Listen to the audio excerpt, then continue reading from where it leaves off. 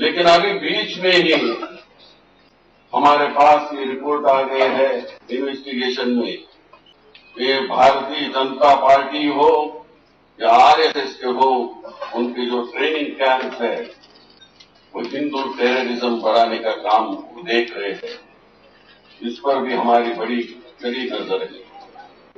समझौता एक्सप्रेस, मक्का मस्जिद बात, मालेगांव का स्फोट, इसमें अभी सब दिख पड़ रहा है, एक एक दिख पड़ रहा है कि वहां जाके बॉम्ब प्लांट करना और ताकि ये माइनॉरिटी के लोगों ने किया है इस प्रकार का बताना, इसके लिए भी हमें बहुत सतर्क रहना। The worst and most pervasive form of Islamophobia now rules India. The hate-filled Hindutva ideology propagated by the fascist RSS BJP regime. Pakistan के पीएम इमरान खान सारी दुनिया का ध्यान इस बात की ओर खींच रहे हैं कि किस तरह नेहरू और गांधी का शांतिप्रिय देश अब आरएसएस की जिहादी मानसिकता रखने वाले मोदी और अमित शाह जैसे नेताओं के हाथ में चला गया है।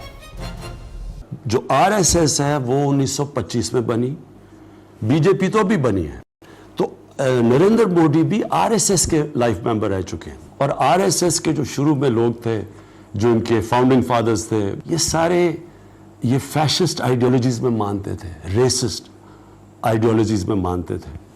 और इन्होंने इसी आइडियोलॉजी ने महात्मा गांधी को आज़ादी के बाद कत्ल किया।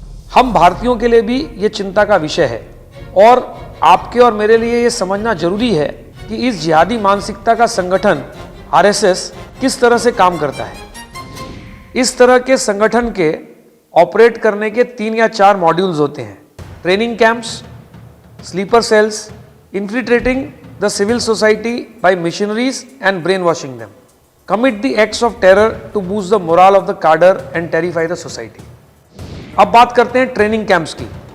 देश के अलग अलग हिस्सों में आरएसएस रोज सुबह अपना ट्रेनिंग सेंटर चलाता है, जिसे ये लोग शाखा कहते हैं। और हर शाखा के सेशन के खत्म होने के बाद भारत माता की जय जैसे जिहादी नारे लगाए जाते हैं, जिससे अगल बगल के लोगों में भय व्याप्त हो जाए। इनके ट्रेनिंग सेंटर्स में हथियार चलाने की भी ट्रेनिंग दी जाती है और वो हथियार है दंड, जिसे बड़े पैमाने पर हिंसा के उपयोग में लाया जा सकता है। कि आरएसएस इंडिया का टेररिस्ट ऑर्गेनाइजेशन, उसको बैन करवाओ। और मेरे पास सबूत है। प्राइम मिनिस्टर नरेंद्र मोदी जी के बगल में एक साध्वी बैठी है और वो इंटरव्यू में कहती है कि इंडियन आर्मी के पास जब बारूद खत्म हो गए, जब गन खत्म हो गई, जब पूरा आर्म्स एंड एम्यूनेशन खत्म हो गया, तब आरएसएस ने वो एम्यूनेशन, वो बारूद, वो बम इंडियन आर्मी को दिया।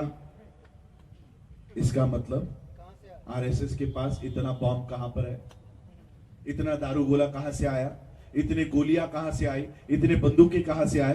प्रधानमंत्री के बाजू में बैठकर ये साध्वी इस तरह की स्टेटमेंट करती है, जिस घर में अगर बारूद पाया जाए तो क्या वो घर या घर का लड़का टेररिस्ट नहीं कहा जाएगा?